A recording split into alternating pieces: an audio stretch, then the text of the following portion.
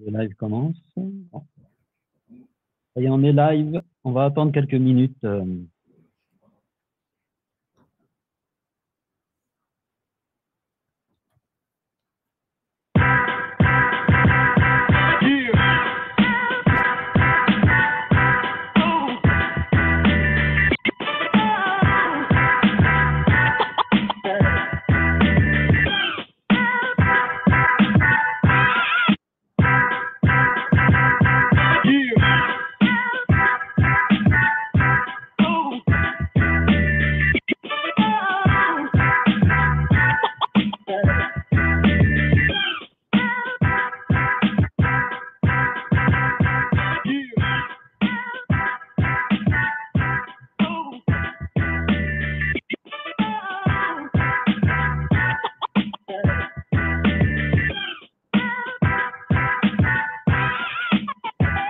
Industrial Nation, bienvenue. Merci à tous d'être présents. C'est pas forcément les meilleures conditions en ce moment pour faire du marketing ou même faire le commercial, mais on va essayer quand même d'avancer et d'avancer quoi, tout simplement.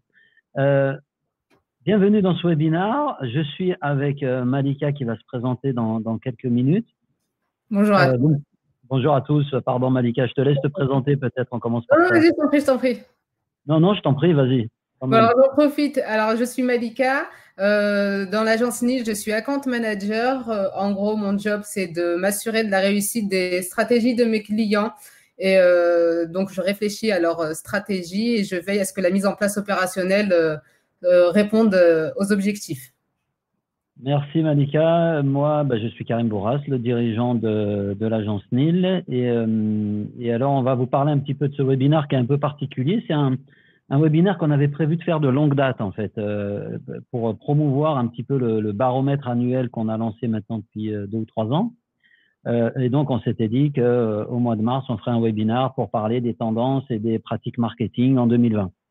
Entre-temps, il s'est passé 2-3 bricoles quand même ces dernières semaines. Nous voilà tous bloqués à la maison et dans des situations mondiales, économiques qu'on aurait difficilement imaginé il y a encore 3 ou 4 mois.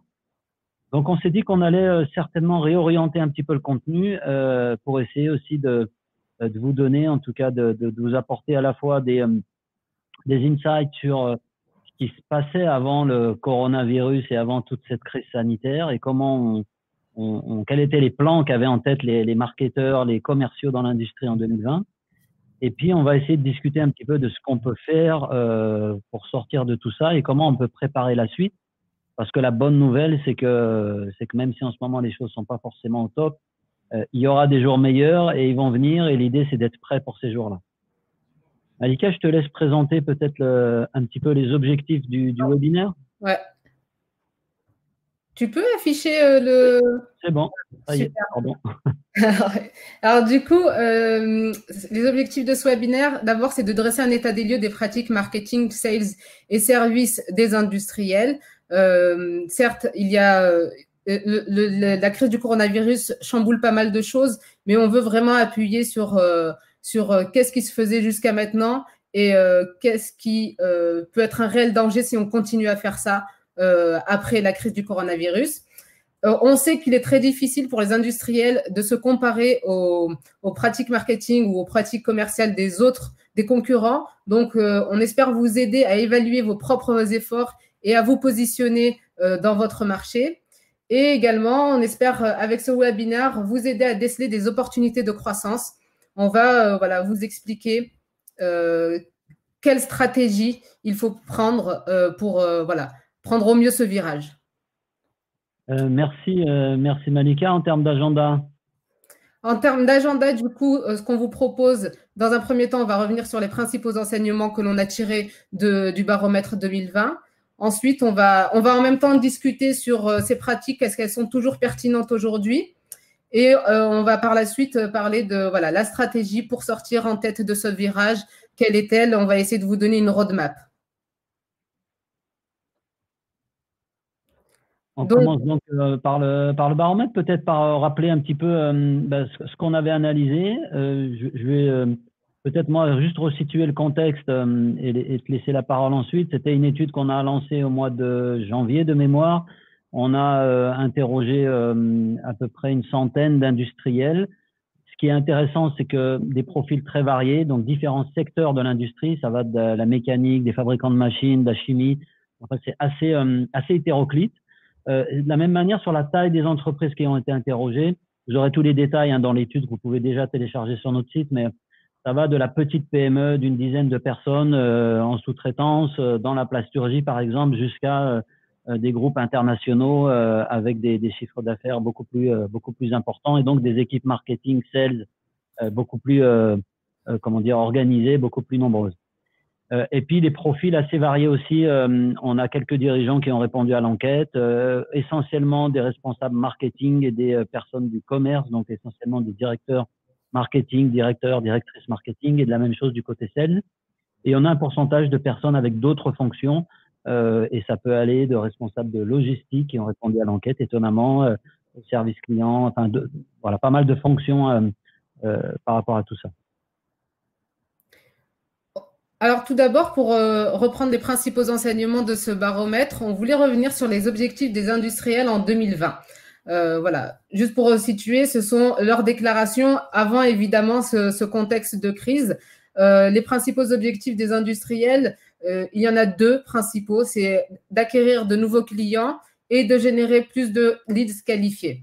Voilà, on reste sur des objectifs autour de l'acquisition, très en haut, on va dire, du tunnel, enfin du tunnel de conversion. On peut peut-être se poser une question. Une première question, c'est qu'on sait qu'il coûte 5 fois plus cher d'attirer de nouveaux clients que de conserver ses propres clients et les fidéliser. Donc, on peut déjà se poser une première question si ces objectifs, est-ce qu'ils sont réellement pertinents? Est-ce qu'ils sont vraiment stratégiques? C'est intéressant parce qu'on voit que ce qui vient spontanément en tête quand on a des stratégies, quand on parle d'objectifs à des industriels, en tout cas des gens qui s'occupent du marketing et du commerce, c'est il nous faut plus de clients, plus vite, il nous faut davantage de leads. Et c'est très, de manière générale, j'ai pas beaucoup encore de data pour confirmer ça, mais c'est très paradoxal par rapport aussi au profil des commerciaux, on va le voir dans la suite, et par rapport aux pratiques actuelles et aussi par rapport aux ressources qui sont mises sur la table pour générer justement ces nouveaux leads-là. Du coup, pour atteindre ces objectifs, il y a trois principaux challenges que les entreprises industrielles rencontrent. Le premier challenge, c'est les questions de retour sur investissement. Nous devons améliorer le retour sur investissement des efforts marketing et prouver leur impact. À 58%, les personnes ont répondu. Il y a également, nous ne générons pas assez de leads qualifiés pour les commerciaux sur le site web. Et également, une personne sur deux, quasiment, a répondu « il n'y a pas assez de ressources disponibles pour le marketing ». Donc, que ce soit en temps, en personnel ou en budget. Donc, on voit bien en fait que voilà, la question du retour sur investissement, la question de la génération des leads sur le site Internet et le manque de ressources disponibles pour le marketing, ces trois principaux challenges qui sont en plus communs, qu'on a observé, qui sont communs quel que soit le secteur d'activité et quelle que soit la taille de l'entreprise. Effectivement, ils n'arrivent pas forcément dans le même ordre, mais on a systématiquement ces trois principaux axes qui sont cités. Alors, qu'est-ce qu'on en tire un petit peu, nous, comme, je dirais, comme takeaway, si je prends un super mot à l'anglaise, qu'est-ce qu'on en retient un petit peu de l'étude? Alors, bien sûr, là, ce qu'on vous présente, c'est juste un très petit résumé des datas qu'on a collectées. Vous pourrez aller voir sur le baromètre des choses beaucoup plus détaillées sur les types de canaux utilisés, etc. On ne voulait pas trop rentrer dans les détails aujourd'hui. Et ce qui nous intéressait, c'était vraiment d'essayer de vous donner une vision un peu globale, prendre un peu de recul sur ce qui nous a semblé intéressant. Qu'est-ce que tu as retenu, toi, Malika, de ton côté? Alors, la première chose qui, on vous l'avoue, nous effraie un petit peu, c'est qu'une entreprise sur trois n'a pas de plan marketing documenté. C'est-à-dire qu'on a l'impression qu'elles vont un petit peu à l'aveugle. 72% des entreprises n'ont pas défini d'objectifs chiffrés, alors même que ces entreprises répondent que la génération des leads est l'un de leurs principaux objectifs. Donc, on voit dès le début qu'il y a des incohérences. Voilà, on observe que ces entreprises, elles fonctionnent énormément par tactique. c'est-à-dire qu'elles mettent en place des actions marketing, il est vrai, des actions sur les réseaux sociaux, elles participent à des salons, elles réalisent un petit peu de content marketing avec la publication de posts, elles envoient également des newsletters, mais ça reste très anecdotique, il n'y a pas de fil rouge, il n'y a pas de cohérence en fait entre toutes ces actions. Ça reste du one shot. On envoie des tactiques comme ça, un petit peu. En fait, c'est très révélateur on va dire, parfois de la santé de l'entreprise. On a l'impression que c'est des bouées de secours qu'on envoie comme ça. Et il n'y a pas vraiment un fil conducteur, une stratégie qui permet de relier toutes ces actions vers un objectif commun. Alors ça, c'est déjà 2 points qui sont intéressants. Pas de plan marketing documenté, une entreprise sur 3, c'est quand même important. Pas d'objectif, et en fait, ça rejoint le point que tu vas aborder après en termes de ROI. On peut difficilement mesurer un ROI s'il n'y a pas eu d'objectif fixé au départ. Et quand je parle d'objectif, je ne parle pas de taux de rebond ou de nombre uniquement, en tout cas de nombre de visites sur le site.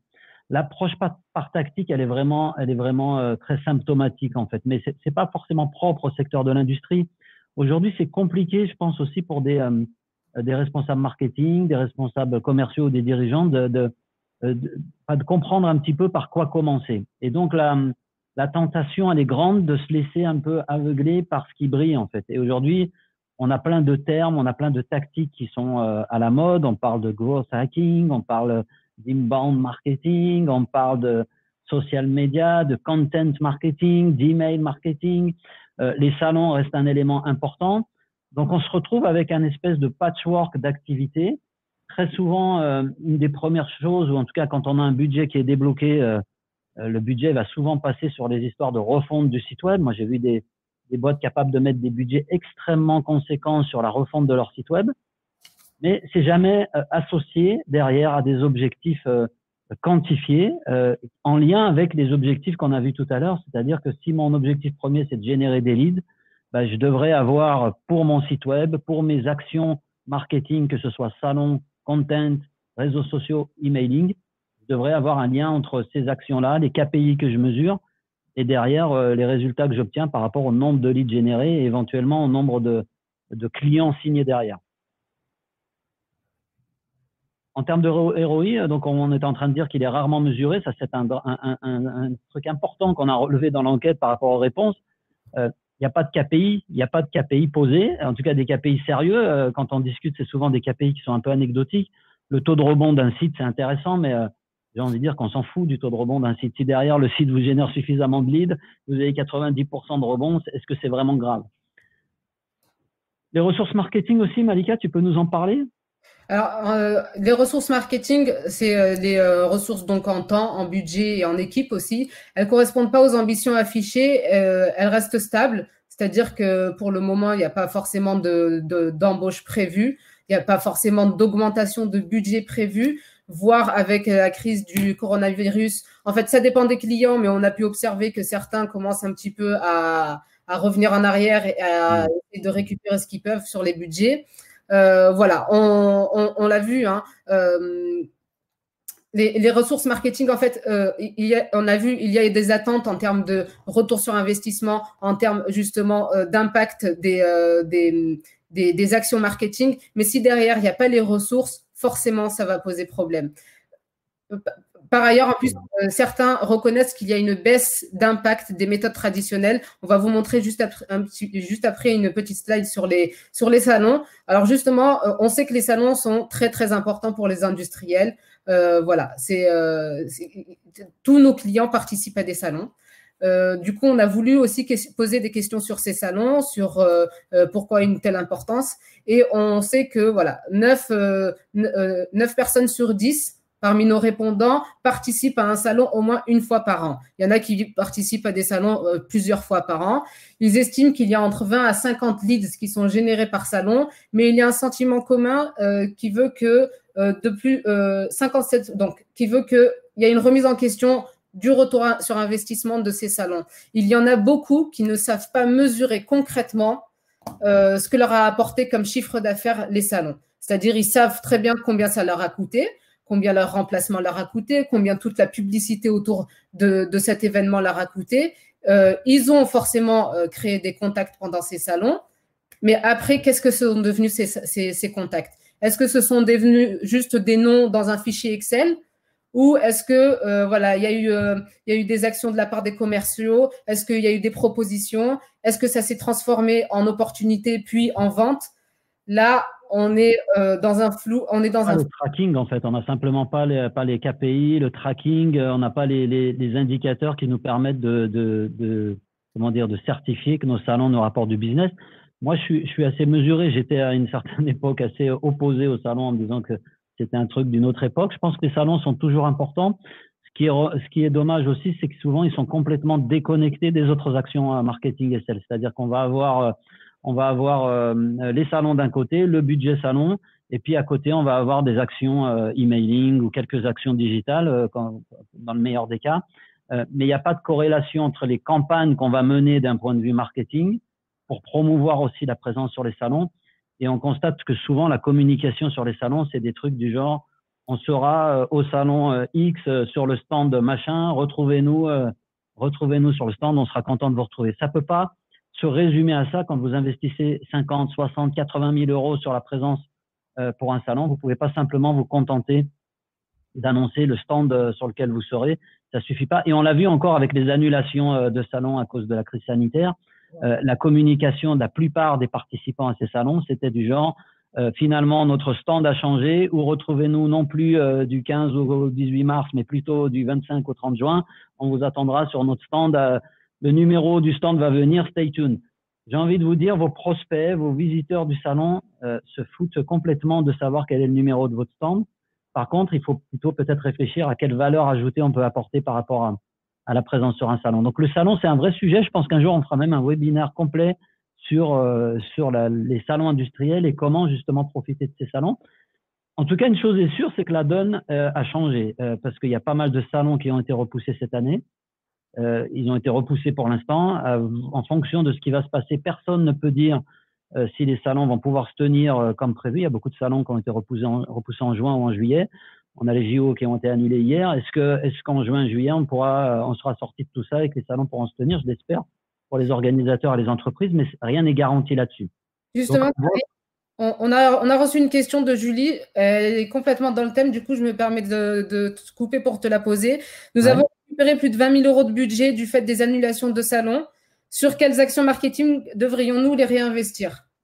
Ça, c'est une très, très bonne question. Comment il faut réutiliser ce budget qui était alloué au salon si vous avez décidé de le récupérer? Moi, je pense qu'il faut l'allouer sur des actions qui sont scalable. Le problème des salons, et encore une fois, je ne dis pas qu'il ne faut pas faire de salon, il faut le faire à bon escient, c'est que ce n'est pas forcément scalable. C'est-à-dire que vous allez mettre 80 000 euros, parce que c'est les montants que certains de mes clients sont capables de mettre aujourd'hui sur des salons, ce qui représente un budget important. Vous amenez vos machines sur un stand, vous êtes là, vous n'avez aucune garantie du nombre de leads qui vont être générés.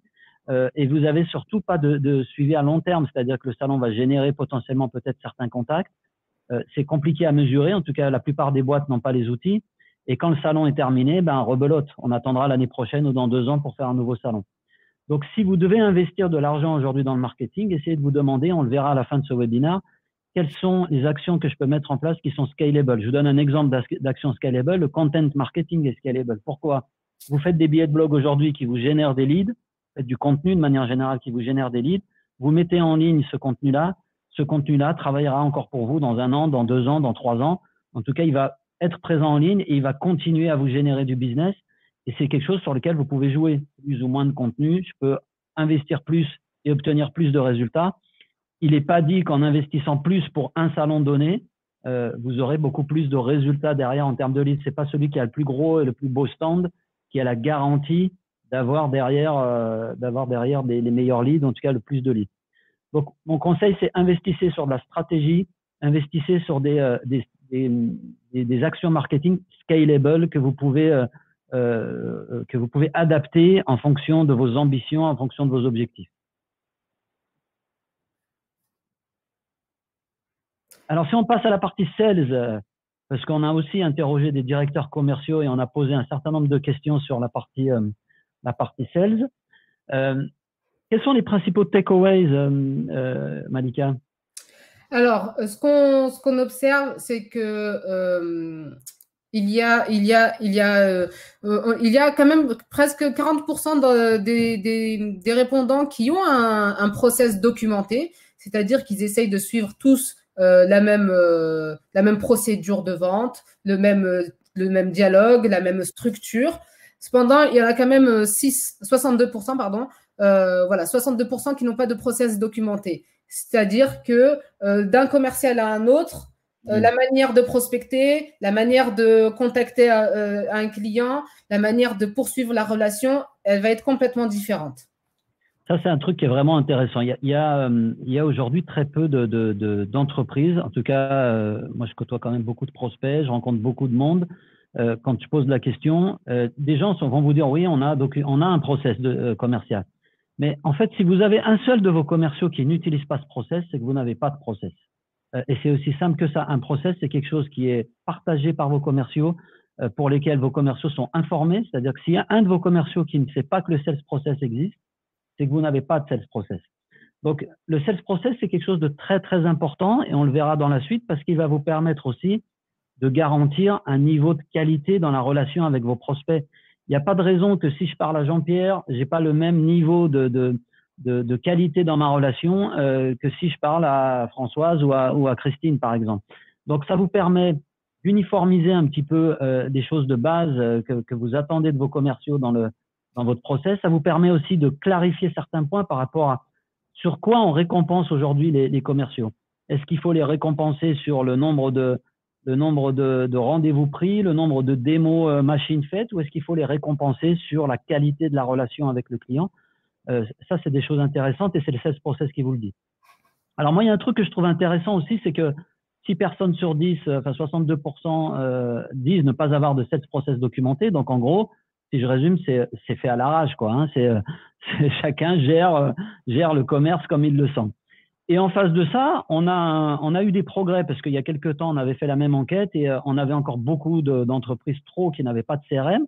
Aujourd'hui, il en reste 3 sur 10 qui n'ont pas de CRM, mais on en a quand même 7 sur 10 quasiment qui ont un CRM et qui n'ont pas de sales process. Donc, ça veut dire qu'on a favorisé la technologie, mais qu'on n'a pas forcément mis en place derrière des process qui permettent de s'assurer que cet investissement sur la technologie et sur les CRM soit rentabilisé.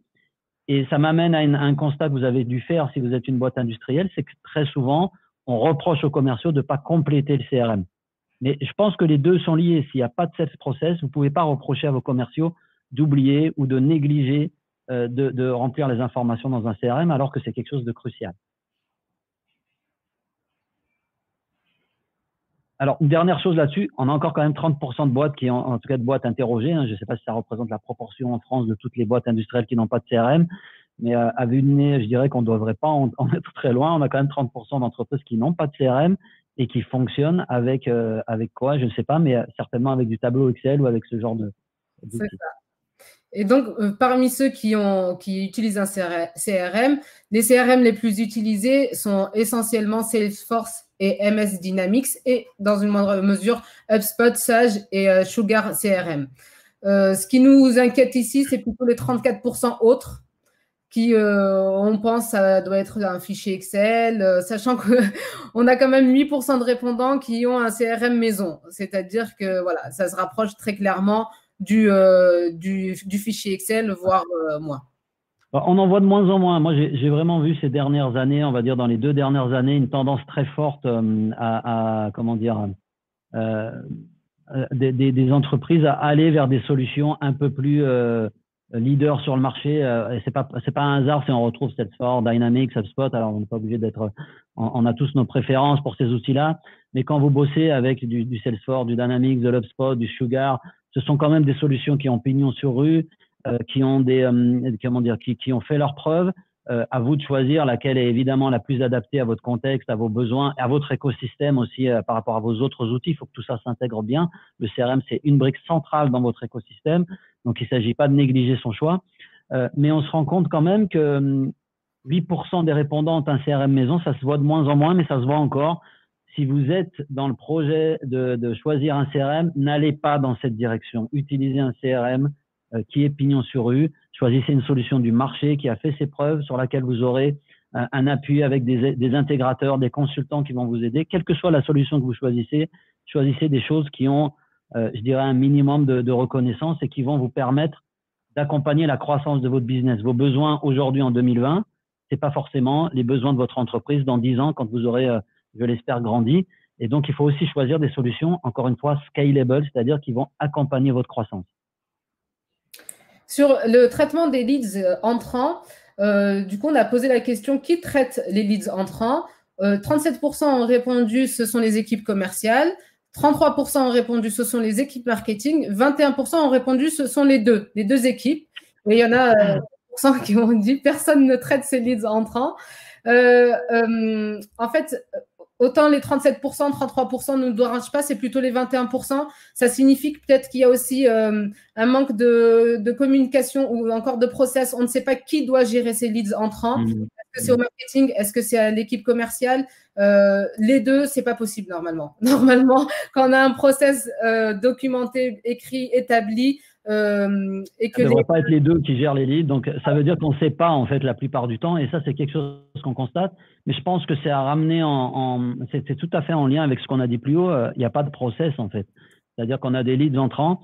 Je ne peux pas vous dire le nombre d'entreprises auxquelles je parle. Et quand je leur pose une question simple du genre, il y a un formulaire de contact sur votre site, où atterrissent les leads qui remplissent ce formulaire, vous seriez très surpris du nombre impressionnant d'entreprises qui sont incapables de répondre à cette question simple. Je ne sais pas qui reçoit le formulaire. Dans le meilleur des cas, c'est la réceptionniste ou une secrétaire ou un secrétaire quelconque dans l'entreprise. Il n'y a pas de choses organisées et du coup, comme on a aussi souvent des sites et des problèmes avec des CRM qui ne sont pas connectés entre eux, on ne sait pas où arrivent ces leads entrants. Et en gros, on a différentes sources de leads. Donc, on a les leads générés sur un salon qui sont dans les boîtes à Outlook et les fichiers Excel des commerciaux. On a les leads qui viennent du site Internet. On a du bouche à oreille qui arrive on ne sait comment. Rien n'est centralisé, rien n'est suivi, pas de process. Et c'est assez symptomatique de voir que cette question qui traite les leads entrants, on a des réponses assez mitigées. On devrait savoir dans une entreprise qui a la responsabilité de qualifier un lead, de le traiter, de voir si c'est un lead qu'on envoie ou pas vers les commerciaux. Vous n'êtes pas obligé d'avoir une équipe marketing pour le faire, mais au minimum, il faut savoir qui le fait. C'est ça. Alors, dernier point qui nous intéressait, alors là, je n'ai pas voulu mettre service client parce que est-ce qu'on peut vraiment parler de service client aujourd'hui dans le secteur industriel? C'est vraiment une question qu'on retrouve, on retrouve vraiment ça très souvent, en tout cas chez nos clients, avant qu'on parle de stratégie et qu'on les accompagne, on observe quand on audite un petit peu leur manière, voilà, tout leur process, etc. On se rend compte en effet que il n'y a pas réellement de service client comme on peut l'entendre nous. Il n'y a pas vraiment de mesure de la satisfaction client. Il n'y a pas d'enquête de satisfaction systématique. Il n'y a pas de suivi, en fait. Il n'y a pas encore une fois de process sur le service client. C'est voilà, notamment en termes d'outils. Il me semble qu'il y a plus de 70% des répondants qui nous ont dit qu'ils n'utilisaient pas d'outils spécifiques pour le service client. En termes d'outils, je peux vous donner par exemple des exemples de logiciels. Ça peut être Zendesk. Voilà, c'est tous ces logiciels qui vous envoient parfois des emails automatiques, par exemple, après une commande. Ça, ce sont des outils de service client. Là, actuellement, en tout cas dans l'industrie, c'est vraiment pas utilisé. La satisfaction client, comme je vous ai dit, elle n'est pas vraiment mesurée ou de manière très empirique. Ce qui pose problème, en fait, surtout ce qu'on a observé, c'est que il n'y a pas ce qu'on appelle le one face to customer, c'est-à-dire que de plus en plus, en tant qu'acheteur, nous tous, on aime quand on fait face à une entreprise, on aime qu'il y ait un suivi sur tous les échanges qu'on a pu avoir avec cette entreprise. Si on est relayé d'un service à l'autre, on sait tous que ça nous crée des frustrations. Voilà, ça crée chez tous les acheteurs, on va dire, des frustrations. Et dans l'industrie, ça reste encore très présent qu'il n'y ait pas de comment dire, pas d'interlocuteur unique ou en tout cas de centralisation de l'info. Ouais.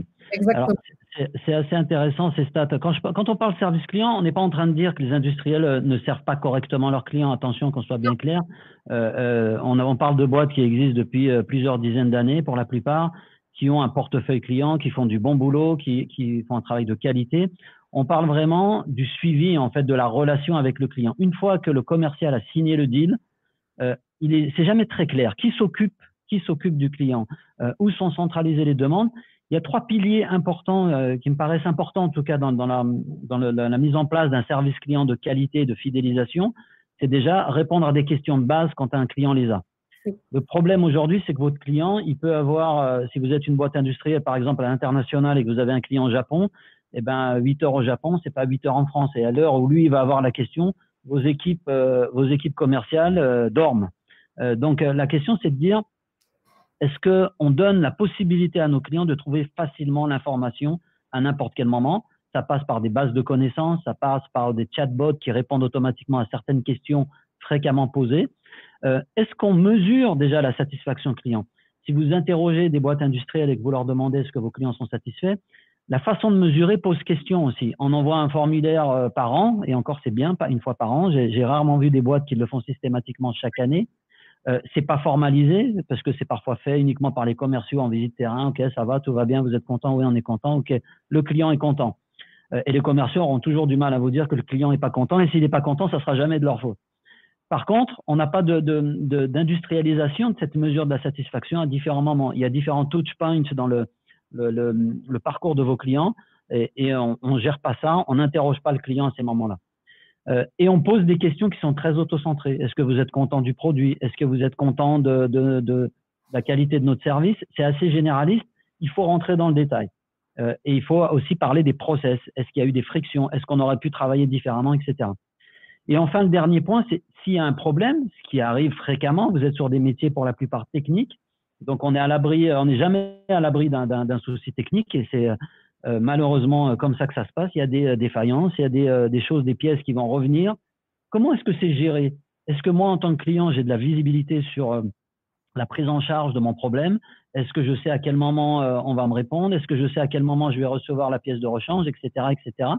Il y a très peu de boîtes qui ont des systèmes, enfin très peu. En tout cas, dans les répondants à notre enquête, qui représente à peu près une centaine d'entreprises, il n'y en a quasiment aucune qui avait un système de ticketing digne de ce nom. Il y a de la gestion de problèmes par boîte Outlook, par email ou par Excel dans le meilleur des cas, mais il y a très peu d'entreprises qui gèrent des tickets à proprement parler, c'est-à-dire l'ouverture d'un problème avec un suivi et des KPI sur ces questions-là. Est-ce qu'on mesure la satisfaction avec des bons indicateurs? Est-ce que quand il y a un problème, on est capable de savoir en moyenne combien de temps il faut le résoudre? D'ailleurs, est-ce qu'on mesure le nombre de problèmes qui arrivent par mois ou par semaine? Moi, j'ai beaucoup de doutes là-dessus. Donc, on ne peut pas vraiment parler de démarche de relation client, de customer success, comme on peut le voir dans tout un tas d'autres secteurs.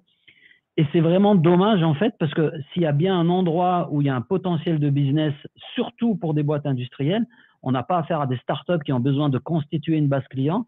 On a affaire à des boîtes qui existent depuis un certain temps, qui ont une base client et qui exploitent quasiment jamais ça et qui sont concentrés sur de l'acquisition. Alors, je ne dis pas qu'il ne faut pas faire d'acquisition, mais peut-être qu'on peut aussi aller chercher du business dans la base de clients existante. Et ça, on commence à le faire quand on commence aussi à bien connaître l'état de santé de sa base client, ce qui n'est pas souvent le cas malheureusement. Je suis assez d'accord avec toi, Karim, d'autant plus que, comme tu disais, ça peut être un levier vraiment un levier d'opportunité très fort. Je tiens juste à rappeler que le bouche à oreille, c'est le premier facteur dans la prise de décision d'un acheteur B2B. Sauf que pour avoir du bouche à oreille et pour bénéficier du bouche à oreille, on doit d'abord avoir des clients qui sont satisfaits et faire en sorte que ces clients parlent de votre entreprise. Donc, avoir des clients satisfaits ou se dire que les clients sont satisfaits, ça ne suffit plus. Il faut les inviter à ce qu'ils soient vos propres promoteurs, en fait. C'est vraiment une force que vous avez qui, pour le moment, peut exploiter, mais qui peut vraiment, vraiment apporter beaucoup de résultats. Voilà, la recommandation des pairs, c'est le premier facteur de prise des décisions chez les acheteurs B2B et c'est clairement, pour le moment, encore vraiment négligé ou du moins pas du tout optimisé. Merci Malika. Alors justement, tu parlais un petit peu de de bouche à oreille et de comment on peut travailler sur cette bouche à oreille, éliminer les frictions. Quelqu'un qui va vous recommander, c'est quelqu'un qui n'a pas rencontré de friction dans son parcours d'achat. C'est-à-dire que du premier contact avec votre entreprise jusqu'au moment où vous avez fini de le servir et où il a reçu sa commande et où tout s'est bien passé, même s'il y a eu des accros, vous avez bien géré et vous lui avez évité toutes les frictions. C'est ce qu'on appelle la joie aussi. Qu'est-ce qui fait qu'à un moment on est heureux? C'est quand il n'y a pas de friction dans notre parcours et dans notre vie, quand on n'a pas de frustration. Et c'est comme ça qu'on va recommander, que les gens vont vous recommander que le bouche à oreille fonctionne. Si vous allez dans un resto qui vous plaît, qu'est-ce qui fait que vous recommandez ce resto? Vous n'allez pas le recommander uniquement parce qu'il vous a servi à bouffer. Ça, c'est ce qu'on attend de base quand on rentre dans un resto. On attend de pouvoir manger. Donc évidemment, si vous ne mangez pas, il va y avoir un problème. Mais manger ne suffit pas. Il faut derrière qu'on vive une expérience. Imaginez que vous arrivez dans un resto, que ce soit l'anniversaire de votre gamine et que c'était pas prévu, mais le serveur vous a entendu le dire en arrivant et il vous amène au moment du dessert un super cadeau pour la gamine ou un gâteau avec des bougies dessus. Enfin voilà, là vous aurez une expérience remarquable par rapport à votre expérience client et il y a de fortes chances que vous alliez recommander ce client. Mais ça nécessite d'être proactif et de connaître aussi nos clients. Alors, juste pour faire un peu la transition, justement, ça nous amène à ce fameux modèle flywheel. Alors, c'est pas quelque chose qui est fondamentalement nouveau. Je vous ai mis une photo de Brian Halligan, qui est PDG d'HubSpot, qui présentait ce concept il y a maintenant bien 2 ans, où en gros, l'idée, c'était de remplacer les funnels, les entonnoirs par un flywheel qui avait pour objectif, par une roue d'inertie, un volant d'inertie, on peut dire aussi par un cycling band. Moi, j'aime pas les traductions françaises, je garderai flywheel si vous le permettez. Mais l'idée, c'est de dire, on place le client au centre et on construit notre croissance autour du client en servant le client. OK? Tu peux nous parler un peu de la flywheel, Malika, ou tu préfères que je le fasse? Je t'en prie. Je continue sur ma lancée alors. OK. La flywheel, qu'est-ce que c'est? C'est simplement un framework, un modèle, un espèce de système, un operating system, comme vous pouvez avoir sur vos ordi macOS ou Windows. Vous avez un système d'exploitation qui peut, en gros, driver un petit peu la façon dont vous faites du business avec vos clients. Donc, ça part d'un constat assez simple. On place le client au centre et il y a 3 phases importantes dans le parcours d'un client. Il y a une phase d'attraction. Comment on fait venir les clients à nous? Pourquoi on a besoin de les faire venir à nous? Parce que vous savez qu'aujourd'hui, les méthodes traditionnelles fonctionnent de moins en moins. Plus personne n'accepte d'être dérangé par un commercial qui vous appelle pour vous délivrer son pitch. Donc, ça veut dire qu'il faut pouvoir tomber au bon moment et toucher les bonnes personnes au bon moment. Donc, il y a de vraies stratégies d'attraction à mettre en place et très souvent, c'est un peu le rôle du marketing de mettre en place ces stratégies d'attraction. Le deuxième point, c'est l'engagement. Ça doit être facile de faire du business avec vous. Et vous devez mettre en place des process qui facilitent le fait de faire du business avec vous. Vos clients n'ont pas à subir vos propres process. Okay? Les process que vous allez mettre en place, vous ne les faites pas pour le bien de votre entreprise, mais vous les faites avant tout pour éliminer les frictions et procurer de la joie à vos clients au cours de leur parcours. Et enfin, le dernier point, c'est le delight, c'est-à-dire qu'une fois que la personne est devenue client ou cliente, comment on s'assure qu'elle est heureuse, comment on s'assure qu'on la sert avec tout ce qu'elle attend et comment on s'assure d'en faire un ambassadeur, un promoteur de votre business. Donc, attraction, engagement et fidélisation, si je devais traduire, et on retrouve un peu les 3 principaux services qui sont au contact du client, le marketing, les sales et le service client. Et on voit aussi quelque chose d'important dans ce framework, c'est qu'on ne peut plus avoir une organisation en silo. Vous ne pouvez pas d'un côté avoir votre service marketing qui travaille dans son coin et puis derrière des sales et on ne sait pas où sont les leads, on ne sait pas qui traite les leads, on ne sait pas qui est responsable de quoi. Donc, on a besoin de tous travailler ensemble et on boucle la boucle avec le service. Une fois que l'affaire est signée, ça ne peut pas partir dans la nature sans qu'on sache ce qu'est devenu le client. Il faut que vos commerciaux, il faut que votre marketing puisse avoir du feedback, puisse savoir si un client a des problèmes et qu'on puisse aussi réagir pour pouvoir optimiser ses actions marketing et commerciales par rapport à des campagnes de fidélisation, par exemple, de vos clients. Alors, moi, ce que je voulais, on est à l'ère, on va bientôt être à l'ère post-corona. Là, pour le coup, on est en plein dedans. Moi, j'ai pas trop envie de faire de dramaturgie. C'est assez anxiogène comme ça en ce moment à la télé, donc on va pas en rajouter sur la crise. Il se trouve qu'aujourd'hui, Là, à l'instant où je vous parle, c'est compliqué de faire du marketing et des sales. Est-ce qu'on doit continuer à démarcher, à prospecter? Est-ce qu'on doit continuer à envoyer des campagnes? Donc, il y avait, je crois, en plus une question là-dessus qui était posée. Comment Exactement. est-ce qu'on fait en tant que marketeur et commercial, là, maintenant, en plein milieu de la crise, quand tout le monde est confiné chez lui, pour continuer à faire son métier correctement? Je pense que le mot le plus important pour moi là-dedans, c'est l'empathie. C'est-à-dire qu'il faut essayer de comprendre que c'est peut-être pas le bon moment pour garder les campagnes que vous aviez prévu de faire. Alors, je dis pas qu'il faut tout mettre à la poubelle, mais il y a de fortes chances que toutes les actions que vous aviez prévues là, il y a encore quelques semaines, et notamment pour les semaines à venir, ben, vous ayez besoin de les annuler ou en tout cas de les retravailler. Je vois passer par exemple beaucoup de messages planifiés sur les réseaux sociaux. On voit que ces messages ont été automatisés et certainement planifiés depuis plusieurs semaines. Voilà, si vous voulez éviter d'être dans le top 5 des fails sur les réseaux sociaux dans les prochaines semaines, vérifiez les messages qui sont planifiés et reprenez un peu tout ça. Moi, je suis d'avis qu'il faut continuer à travailler, mais il faut être plus que jamais dans une démarche d'écoute et d'empathie. Ça veut dire que c'est un temps que vous pouvez mettre à profit pour aller discuter avec vos clients, pour aller voir s'ils ont besoin d'aide. C'est pas la peine de vendre, de mettre vos produits gratuits, c'est pas la peine de créer sur tous les toits toutes des choses bien que vous faites pour aider les soignants, etc. Moi, je trouve que c'est un peu contre-productif. Si vous voulez aider les gens, faites-le. Vous n'êtes pas obligé d'en faire une campagne de marketing en ce moment. C'est aussi sujet à caution, ce genre de choses. Ça peut être mal interprété, même si les intentions sont bonnes. Donc, profitez de ce moment pour faire quoi? Pour travailler votre stratégie, pour vous former, pour peut-être réfléchir au post-coronavirus, parce qu'il va y avoir un post-coronavirus, et est-ce qu'on peut continuer à travailler comme on le faisait avant? Il y a quelque chose de formidable, par exemple, ça fait 5 ans qu'on nous parle, 5 ans peut-être même plus, qu'on nous parle tous les jours de transformation digitale, on nous bassine avec ça tout le temps. Je parlais avec un client il y a quelques jours qui me disait, ben écoute, je suis pas encore en télétravail parce que j'attends qu'on me paramètre ma tour de PC pour que je puisse l'emmener chez moi. On est en 2020 et il y a encore des gens qui doivent attendre de service IT pour qu'on leur paramètre leur tour PC pour qu'ils puissent travailler ailleurs. Donc, ce qu'il y a d'intéressant dans ce qui se passe en ce moment, c'est qu'on voit qu'il est possible de travailler de chez soi.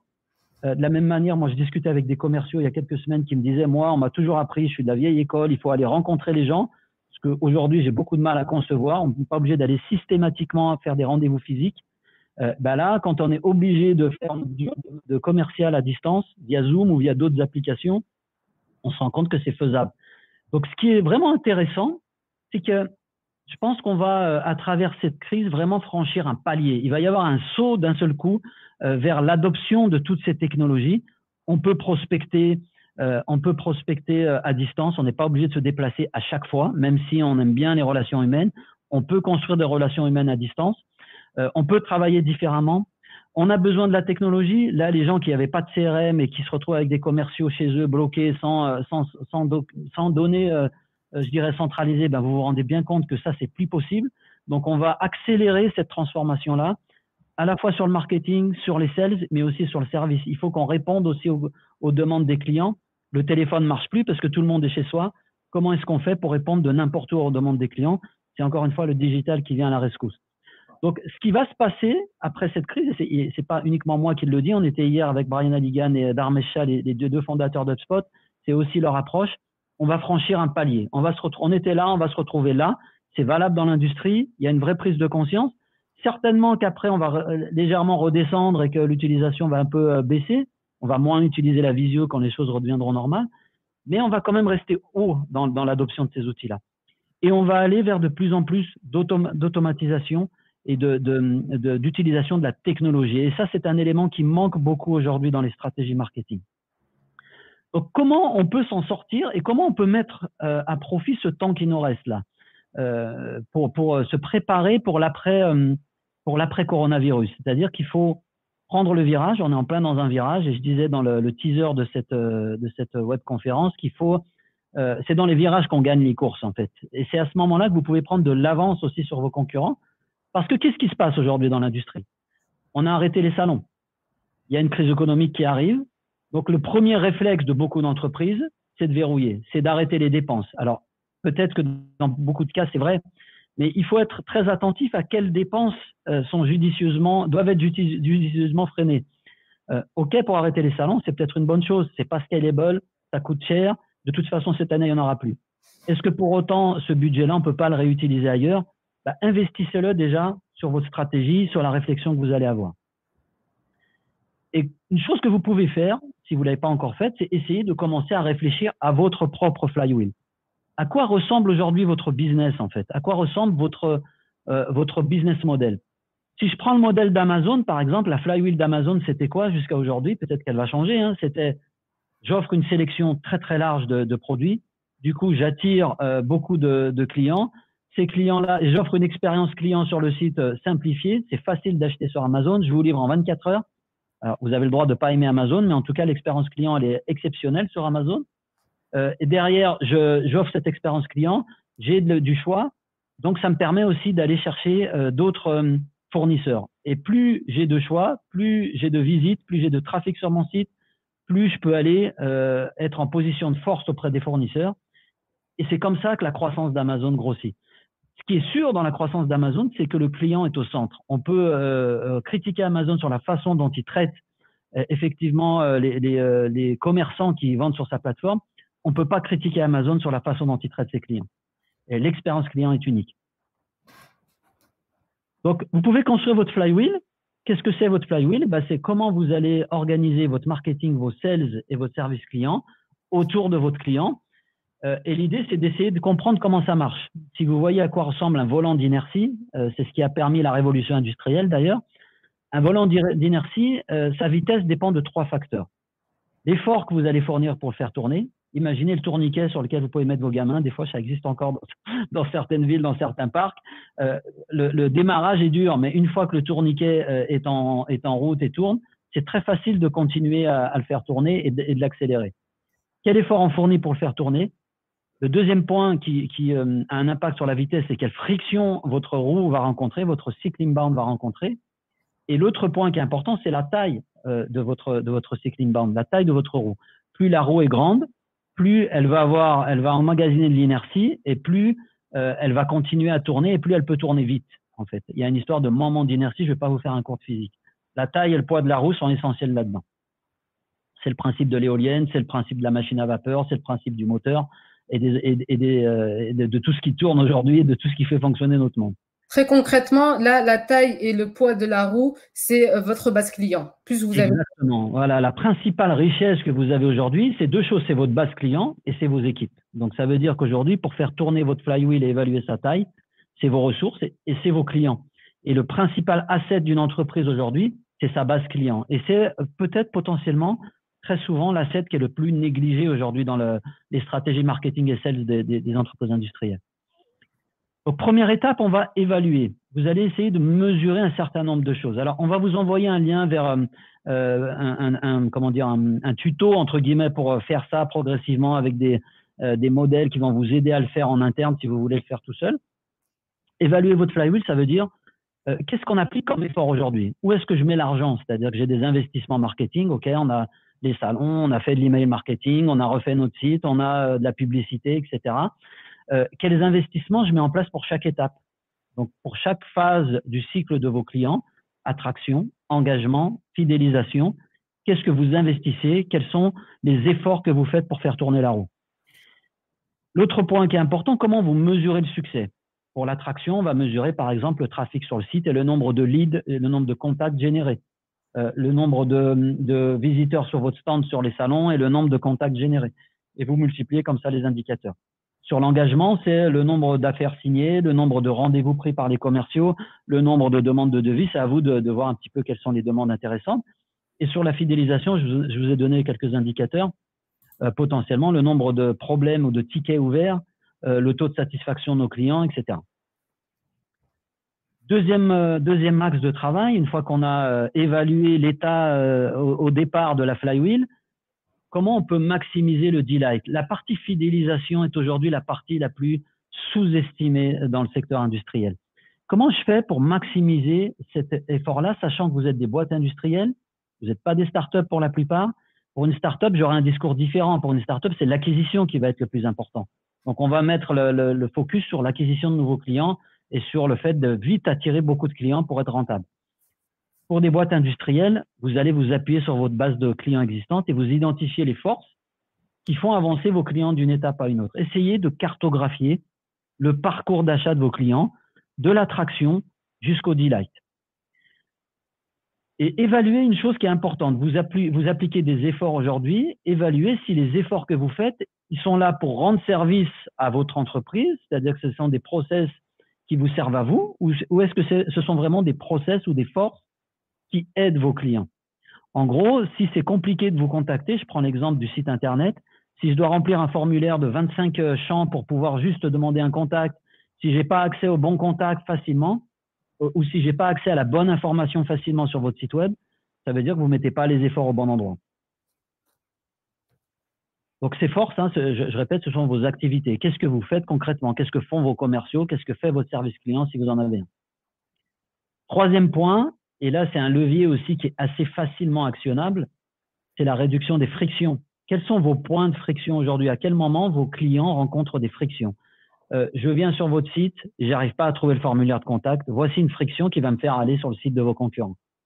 J'ai contacté un de vos commerciaux, mais j'ai pas de réponse. Je sais pas quand on va me répondre et ça prend 3 jours pour avoir une réponse. Voilà une friction typique qu'on peut rencontrer. Donc, il y a tout un tas de frictions qui existent aujourd'hui dans votre entreprise que vous pouvez finalement assez facilement éliminer. Comment on élimine les frictions? L'automatisation est une piste à creuser. Il y a des choses que font vos commerciaux, que fait votre marketing, que font vos services clients, vos collaborateurs aujourd'hui à la main, qui pourraient facilement être automatisées. Alors peut-être vous allez me dire ça enlève un peu de relations humaines, mais quand vous automatisez, c'est la garantie que les choses qui doivent être faites sont faites. Donc je m'assure qu'un client qui vient d'être livré reçoive un mail pour lui demander s'il est content. Je m'assure que quand un commercial reçoit un email, il y a un email automatique qui rassure le client sur le fait que sa demande a été prise en compte, etc., etc. On peut résoudre aussi des frictions par des objectifs communs. Si vos équipes d'attraction, d'engagement, de delight sont séparées, en gros, si le marketing, les sales et le service client travaillent chacun dans leur coin, les frictions, il y en a beaucoup parce que vous fonctionnez par silo et ça veut dire qu'il y a des choses que subissent vos clients qu'ils ne devraient pas subir. Donc, ça veut dire que comment vous pouvez vous mettre des objectifs communs entre différents services de l'entreprise, comment vous pouvez réorganiser l'équipe, pourquoi on a besoin d'avoir d'un côté uniquement des marketeurs et des sales, pourquoi les gens ne sont pas dans les mêmes bureaux, par exemple, ou dans la même équipe. Moi, j'ai plutôt tendance à dire qu'aujourd'hui, l'organisation, elle devrait être construite autour d'équipes de croissance. On ne devrait plus parler d'équipes marketing, sales ou service client. On devrait avoir une équipe de croissance. C'est les équipes qui parlent aux clients avec chacun des fonctions bien définies, des KPI bien définis, mais des KPI qui sont cohérents les uns par rapport aux autres. Le marketing qui peut s'occuper du début du pipeline, comment dire, les sales de la fin du pipe et le service client de l'après-pipe, et tous ces gens-là doivent travailler ensemble. Donc voilà, alors on rentre pas dans les détails parce qu'il nous faudrait un webinaire de 2 heures pour vous expliquer comment tout ça peut être fait. On va vous mettre quelques ressources sur les slides d'après. Tu veux rajouter quelque chose peut-être, Malika, sur ce que je viens de raconter sur la flywheel? Oui, voilà, il faut juste, voilà, peut-être un peu, j'aimerais juste insister vraiment sur l'alignement des équipes marketing, sales et service client pour toujours garder en fait le client au centre de votre stratégie. C'est généralement en fait le marketing mène des actions pour attirer, on va dire, les clients, sauf que c'est très souvent les sales et le service client qui savent concrètement ce que recherche le client. Donc, s'il n'y a pas de travail en commun, s'il n'y a pas d'échange entre les équipes, c'est pour ça que Karim parle d'équipe de croissance, parce qu'il faut de l'échange entre les équipes pour que justement le marketing puisse, on va dire, axer sa communication pour toucher le besoin du client, qu'ensuite il ait fait un travail du coup d'attraction vers le client et qu'il facilite par là même le travail du sales juste derrière. Et puis, le fait aussi d'avoir des objectifs clairement définis. Il y a beaucoup d'équipes marketing qui n'ont même pas conscience des objectifs donc, de l'entreprise. Et parfois, on objective les commerciaux et les marketeurs sur des objectifs, des commissions complètement différentes. Les motivations peuvent être vraiment très différentes. Il faut peut-être repenser justement ces modèles-là. On est d'accord. Juste une dernière chose, moi aussi, en termes en guise de conclusion. Donc, on vous a parlé de ce modèle Flywheel. On va vous mettre quelques ressources. Donc, si vous avez participé au webinaire, on va vous envoyer les slides et vous aurez une liste de ressources à la fois sur notre site, mais aussi sur d'autres sites à ce sujet. La technologie, c'est quelque chose qu'il faut vraiment pas sous-estimer. Je ne veux pas faire le vendeur de logiciels ici, mais aujourd'hui, on est à une époque où on ne devrait pas se passer de certaines technologies qui sont là pour nous faciliter la vie. Le tracking, les outils dont on a parlé aujourd'hui, de suivi de la relation client, de CRM, etc., ce sont des choses qui doivent parler ensemble, qui doivent s'inscrire dans le cadre d'un écosystème aujourd'hui digital pour votre entreprise, et surtout qui doivent avoir pour objectif de réduire les frictions de vos clients au cours de leur parcours. Donc, on a du tracking, c'est pas pour faire Big Brother et savoir ce que fait quelqu'un sur mon site ou s'il a bien ouvert les emails. C'est pour pouvoir toujours tomber au bon moment et m'assurer de pas être dans une démarche désagréable de recevoir des demandes que j'ai pas sollicitées. On a un CRM centralisé cloud. Quelques semaines juste avant tout ça, il y a une boîte qui m'a demandé qui aimait pas le CRM que je lui présentais parce que il n'était pas accessible offline. À quel moment aujourd'hui, en 2020 et encore plus à l'ère post-corona, vous avez besoin d'un CRM offline? Je veux bien qu'on ait accès à certaines datas dans certains pays peut-être, mais à ce moment-là, il faut se poser la question, est-ce qu'on a besoin d'y aller justement dans ces pays, en tout cas d'envoyer un commercial dès le premier rendez-vous?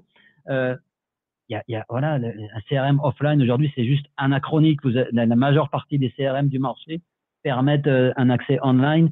Et je dirais que c'est un faux problème quand vos commerciaux vous disent que ouais, mais c'est pas un bon CRM parce qu'il n'est pas accessible offline. Ils cherchent simplement des excuses pour pas changer leur pratique. Donc il y a une urgence à changer les organisations, à s'adapter d'un point de vue technologique. Et là, c'est le bon moment pour le faire. Je pense même qu'il n'y a peut-être jamais eu de meilleur moment pour faire ces choix parce que là, c'est une urgence vitale pour beaucoup d'entreprises. Voilà. Il reste Merci beaucoup. Ouais, il nous reste 3 ou 4 petites minutes. On a peut-être le temps de prendre quelques questions. Alors, il y avait Frédéric qui nous disait que plus que les outils et le hardware, le facteur limitant reste la bande passante dont on dispose en télétravail. Effectivement, dans certains coins, si vous êtes à la maison, ça peut être compliqué. On n'a pas tous la fibre haut débit chez nous, mais c'est vrai, c'est un facteur à pas négliger.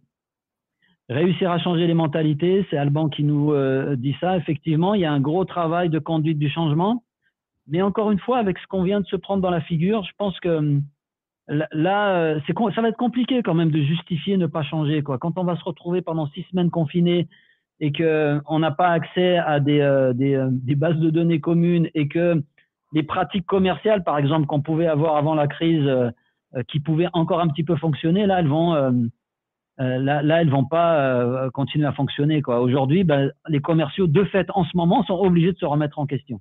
Celui qui ne le fait pas aujourd'hui, là, à l'heure où je vous parle, c'est compliqué. Il peut pas démarcher aujourd'hui. On peut pas prospecter aujourd'hui pendant cette crise comme on le faisait il y a quelques temps. Donc, c'est l'occasion de changer les mentalités parce que les gens vont se rendre compte qu'il y a d'autres façons de faire. On peut être empathique, on peut s'intéresser vraiment aux clients et on peut changer un peu nos pratiques. Je regarde un petit peu les questions. Je vais t'en trouver une pour toi, Malika.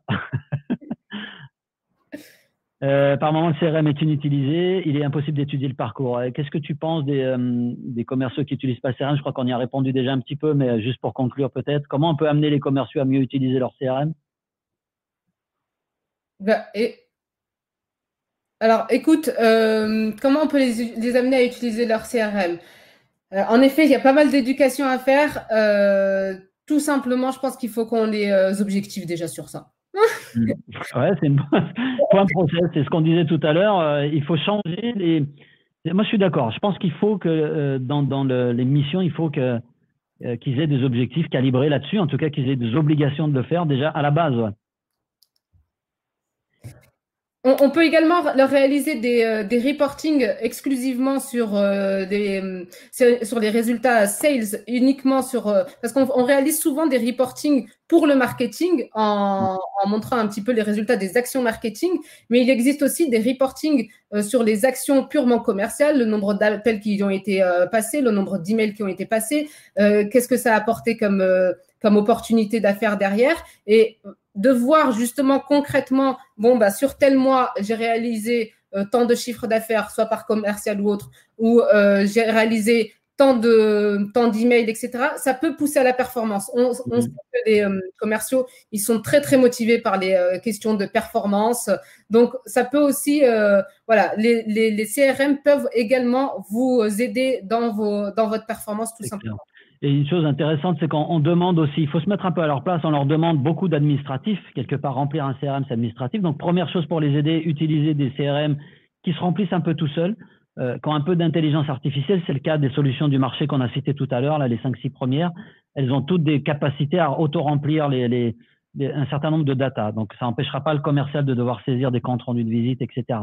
Mais l'autre point, c'est que si on leur demande toujours de remplir, mais qu'il n'y a rien qui revient vers eux et que l'outil ne leur sert pas à eux, ils continueront à faire des tableaux Excel parce que les tableaux Excel vont les aider à avoir leurs propres indicateurs. Donc, si vous leur fournissez pas ces dashboards, s'ils peuvent pas accéder facilement à l'info, si l'outil ne leur est pas utile d'abord à eux, ça va être très compliqué de leur demander d'utiliser les CRM. Le problème, la plupart du temps, c'est que les CRM sont mis en place pour la direction, pour avoir du reporting, pour avoir de la visibilité, ce qui est important.